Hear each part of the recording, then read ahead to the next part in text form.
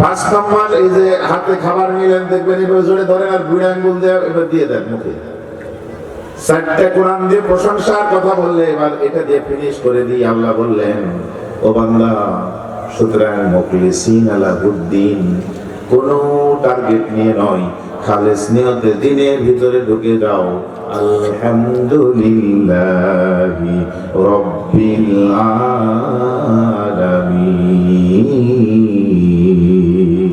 আওয়াজ করে বলুন আল্লাহু আকবার। নেতা হবেন এই টার্গেট না, নির্বাচন করবেন এই টার্গেট না, আমি অনেক সম্মানিত হব এই টার্গেট না। মুখলিসিন আলাহুদ্দিন, খালেস নিয়তে দিনের ভিতরে ঢুকতে হবে। কারণ বলেন, সমস্ত প্রশংসার মালিক কে? আরো জোরে আওয়াজ করে বলেন, কে? কোরআন। আর আমরা বিষয়টা আমাকে দেওয়ার জন্য কর্তৃপক্ষকে ধন্যবাদ জানাচ্ছি। বলেন তো, এই কোরআনটা দিলেন কে?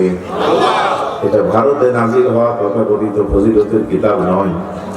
তানজিলুল কিতাবি মিনাল্লাহিল আজিজিল হাকীম। আওয়াজ করে বলেন আল্লাহু আকবার। এ ভাই, রন্ধে রন্ধে আমাদেরকে ঠকানো হচ্ছে, আমাদেরকে বেকায়দায় ফেলার চেষ্টা করা হচ্ছে। ভাইরা আমার, কোরআনুল কারীম আল্লাহর পক্ষ থেকে আসছে, মহাসত্য কিতাব। সত্য না মিথ্যা? আরো জোরে বলেন। সত্যর পরিমাণটা কম না বেশি? শতভাগ নাকি একটু গ্যাপ আছে? একটু জোরে বলবেন, শতভাগ না একটু গ্যাপ আছে? কোরআন সত্যটা আমি আপনি সবাই বলি, কিন্তু একটা আছে, কিন্তুটাকে পর্যালোচনা করে সিদ্ধান্ত নেবেন। আপনি কি ওদিকেই থাকবেন নাকি সিদ্ধান্ত নিয়ে মজবুত অর্জন করবেন? চলেন আমি কোরআন দিয়ে আপনাদের বোঝাতে চাই।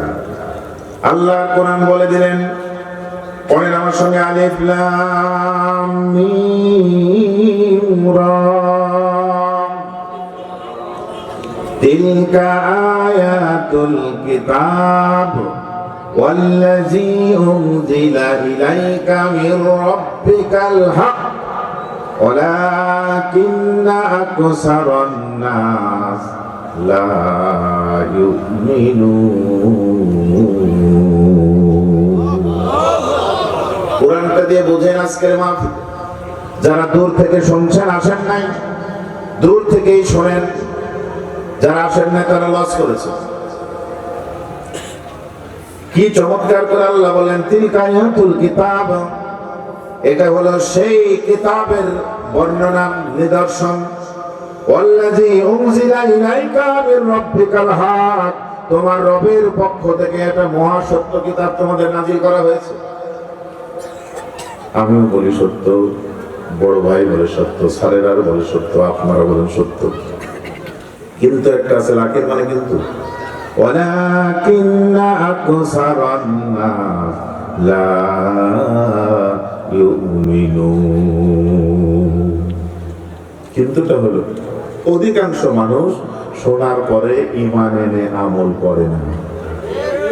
একটু জোরে বলতে হবে, ঠিক না? ঠিক।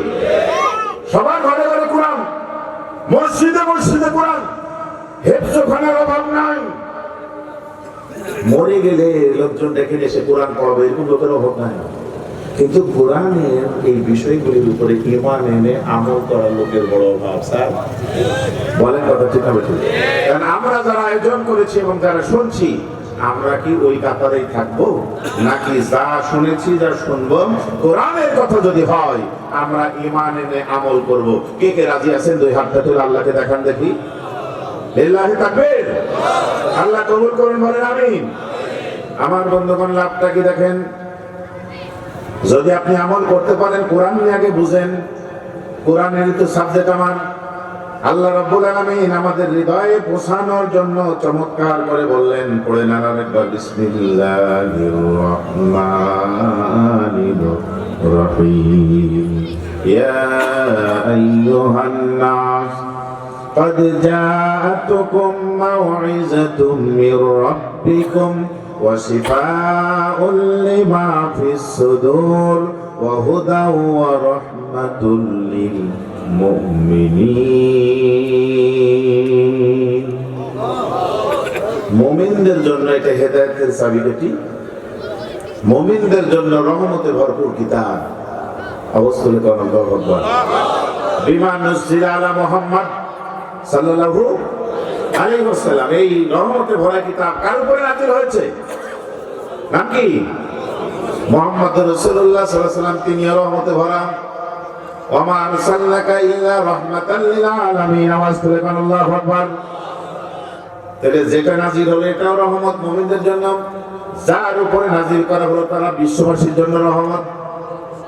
কেমনে রহমত? যারা একটু ধনী ঘরের লোক, রাগ করবেন না, মজান তো বাংলাদেশে কোরআনের হাফেজ যত, বড় ভাই বলেন তো ধনীর ঘরের ছেলে বেশি না গরিবের ঘরের ছেলে বেশি? বুঝে শুধু উত্তর দিবেন। আলেম ওলামা ধনীর ঘরে বেশি না গরিবের ঘরে বেশি? এবার আরেকটা উত্তর দেন। বৃদ্ধাশ্রম করা হয়েছে, বৃদ্ধাশ্রমে গরিবের পিতা বেশি আছে না ধনীর পিতা বেশি? কিছু কি বুঝলেন? কিছু বুঝলেন? আস্তে আস্তে বুঝেন। লক্ষ্য করুন ভাই আমার, কত বরকত। একটা টিপস দেই 2-3 মিনিটে। আব্বাস রাদিয়াল্লাহু তাআলা তিনি তার ছেলেকে, ছোট্ট ছেলেকে সাথে নিয়ে তার বিবির কাছে, ছেলের মায়ের কাছে বলেন, বিবি এই ছেলেটাকে বড় একটা বিশ্ববিদ্যালয়ে ভর্তি করবো, মানুষের মতো মানুষ হতে চায়, ছেড়ে দাও, কখন দেখা হবে জানে না। ভাইরা আমার, হাতটা ধরে সুন্দর করে ছেলেকে মানুষ করার জন্য আস্তে আস্তে আস্তে করে নিয়ে গিয়ে রাসূলের কাছে গিয়ে রাসূলের খাদেম হিসেবে দিয়ে বলেন, মুহাম্মদ আমার ছেলেকে তোমার খাদেম করে দিলাম। খাদেম মানে বাংলাতে চাকর, গোলাম, ইংরেজিতে সার্ভেন্ট। রহমত কারে বলে দেখেন, বরকত কারে বলেন? বিশ্বাস যাদের নাই তারা ক্ষতিগ্রস্ত, যারা বিশ্বাস করে এই ময়দানে এসেছেন, কোরআন শুনতে এসেছেন, বরকত কারে বলে দেখুন। প্রতিটি মানুষের দায়িত্ব হবে যার যেখানে যে কাজ দেওয়া হয়, ছোট হোক বড় হোক, ওটা গুরুত্বের সাথে করা। যেই দায়িত্ব আসবে, সাধারণ একটা ইউনিটের যদি সদস্য করা হয়, তাও যদি গুরুত্ব দিয়ে দায়িত্ব পালন করেন, উপরে যিনি আছে তার নজর পড়ে ওখানে। দেখবেন পদ্মপুর কোটে কুড়িগা বাড়িতে, যেখানে ধরতে গেলে কাদা লাগবে, পানি লাগবে, কিন্তু ওই কাদা পানির ভিতরে ফুল যদি ভালো ফোটে, ভালো রাস্তা থেকে নজর ওখানে চলে যাবে। কথা বুঝতে পারলেন? তাই আপনাকে যেই দিনেরই বক্তা করুক আর যেই নম্বরই করুক, সার্ভিস ভালো দিতে পারলে নজর ওদিকে যাবে। আপনার ইউনিটের একজন সাধারণ সদস্য করে দিলেন আমির সাহেব, উনি মন খারাপ, আমি একটা বিশ্ববিদ্যালয়ের প্রফেসর, কলেজের প্রফেসর, আমাকে ইউনিটের সদস্য করে দিল। আপনি ওখানে যদি ভালো তৎপরতা দেখাতে পারেন, দায়িত্বশীলের নজর ওখানে চলে যাবে। ঠিক না? ঠিক? ভালো করে কথা বুঝবেন। প্রিয় বন্ধুগণ, ছোট্ট ছেলেটা ঠিক মতো দায়িত্ব পালন করছে। প্রতিদিনের সুন্নতে নিয়ম হলো, প্রতি রাতের সুন্নতে নিয়ম হলো, আম্মা জান আয়েশা রাদিয়াল্লাহু তাআলা বলেন, বিশ্ব নবীজির জিহাদের কাজে না গেলে এশার নামাজ পড়ার পরে বাইরে অপেক্ষা করতেন না, দ্রুত বাড়িতে চলে আসতেন, বিছানায় দ্রুত যেতেন, আমাকে বুকে নিয়ে শুয়ে পড়তেন।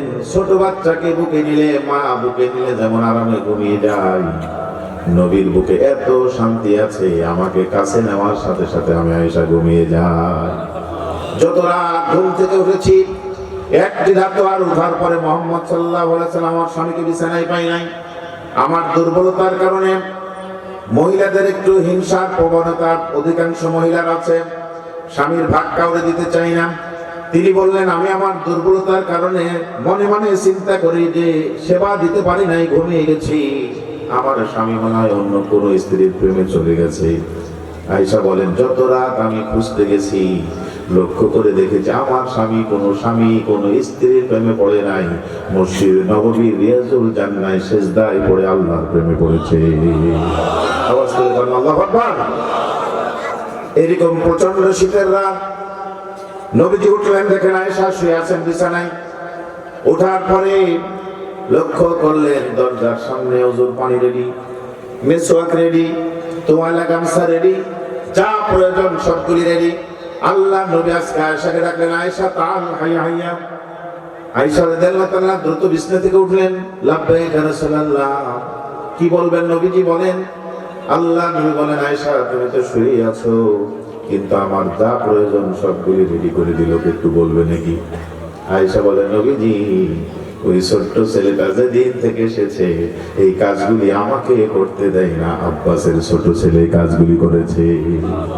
আল্লাহ নবী খুশি হয়ে গেলেন, তাকান আমার দিকে। নবীজি ছোট্ট বাচ্চার কাছে রাখলেন, বুকের কাপড় খুলে ফেললেন, শুধু বুকের ভিতরে জড়িয়ে ধরলেন। ছোট্ট বাচ্চাটারে বুকে বাম হাতে ঠাস দিয়ে ধরে ডান হাত উপর দিকে করে আল্লাহর কাছে দোয়া করছেন, আল্লাহ আল্লাহুম্মা ইউফাক্কিহু ফিদ্দীন, এই ছেলেটাকে দ্বীনের ফকি বানায় দাও। দোয়া কিভাবে কবুল হলো দেখেন।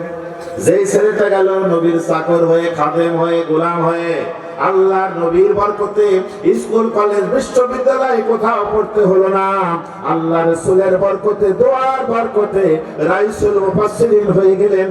সারা পৃথিবীর কিয়ামত পর্যন্ত শ্রেষ্ঠ মুফাসসির ওই একটাই নাম, আব্দুল্লাহ ইবনে আব্বাস। আওয়াজ করে বলেন কথা ঠিক না ঠিক? ভাইরা, আপনার ছেলে মেয়েদেরকে যদি ভালো করতে চান, রাসূলের আদর্শের প্রতিষ্ঠানে ঢুকান। আল উলামা ওয়ারাসাতুল আম্বিয়া। এখনো আলেম, আমলওয়ালা আলেম আছে না নাই? জোরে বলেন, আমলওয়ালা আলেম আছে না নাই? অনেক ধরনের আলেম আছে, রাগ করবেন না, নেগেটিভ পজিটিভ না বললে তো হবে না। আমি মনে করছিলাম 3 দিনের মাহফিল অনেক বড় হবে, মাঠও অনেক বড়। আয়োজক যা শুনেছি তাদের আয়োজন করার ক্ষমতা অনেক বড়, কিন্তু মনে হয় শুরু করলে মেলা দিন পরে জন্য আস্তে আস্তে করছে নাকি। যাই হোক, আসলে মাঠ বড় হলে সবটা মারতে ভালো লাগে, ঠিক না ভাই? ছোট হলে খালি ধরেন, একটু ধরে ধরে যাই আসে। তাকান আমার দিকে, লক্ষ্য করেন। যেটা বলতেছিলাম, এখনো আমলওয়ালা আলেম আছে, আবার মজাও আছে। কোরআন দিয়ে বলবো, বাইরে বলবো না। আল্লাহ বললেন, ইন্নামা ইয়াখশাল্লাহা মিন ইবাদিহিল উলামা। আলেমেরাই আল্লাহকে বেশি ভয় করে, কিন্তু আমরা 5 তারিখের আগে দেখেছি আলেমেরাই সবচেয়ে বেশি আওয়ামী লীগকে ভয় করেছে, পুলিশকে ভয় করেছে, গ্রেপ্তারের ভয় করেছে, চাকরি থাকবে না যাবে, মসজিদের সভাপতি সেক্রেটারি ভয় করেছে, এলাকার গুন্ডা মান্ডা, তারিখুর, বিরিকুর, নারীকুর, মাগিকুর, এদেরকে ভয় করেছে। আওয়াজ করে বলে কথা ঠিক না ঠিক? ওই মৌলবি ভুলে গেছে রিজিকের মালিক আল্লাহ। আছে না নাই? একটু হুয়া করেন, আপনারা একটু সাক্ষ্য দেন, আছে না নাই? আহা, কোথায় গেলে? শুনতে থাকেন একটু একটু করে। বন্ধুগণ, আসলে ভয় করতে হবে কাকে? ভালোবাসা আনতে হবে কার? কোরআন দিয়েছেন কে? হুদাল লিন্নাস, মানবতার কল্যাণের জন্য, হেদায়েতের জন্য আল্লাহ কোরআন দিয়েছেন। কিন্তু সবাই এখান থেকে মজাটা নিতে পারবে না। মাইজাতুল মুত্তাকিন, শুধুমাত্র মুত্তাকি যারা, তাকওয়াবান যারা, আল্লাহর প্রতি ভয় এবং ভালোবাসা যাদের কলিজার ভিতরে ঢুকে গেছে, শুধু তারা এখান থেকে ফায়দা পাবে। আওয়াজ করে বলেন সুবহানাল্লাহ। বলেন তো ভাই, বিমা নুজিল আলা মুহাম্মদ, মুহাম্মদ সাল্লাল্লাহু আলাইহি সাল্লামের উপরে যে কিতাব এসেছে, ওয়াল হাক্কু মির রাব্বিহিম, আমি বলছি না, আল্লাহ বলছেন, এটা তোমার রবের পক্ষ থেকে মহাসত্য কিতাব। আপনাদের কি বিশ্বাস হয়? আরেকবার বলেন, আল্লাহর কোরআন যে সত্য, এটা কি বিশ্বাস হয়? দেখেন, আল্লাহর কোরআন যে সত্য, আমরা অনেকে মনে করি কোরআনের কথা বলে মনে করি মরার পরেই হবে, কিন্তু আল্লাহ তাআলা সত্যটা যে 2 চোখ দিয়ে দেখার সুযোগ সৌভাগ্য আপনার আমার করে দিল।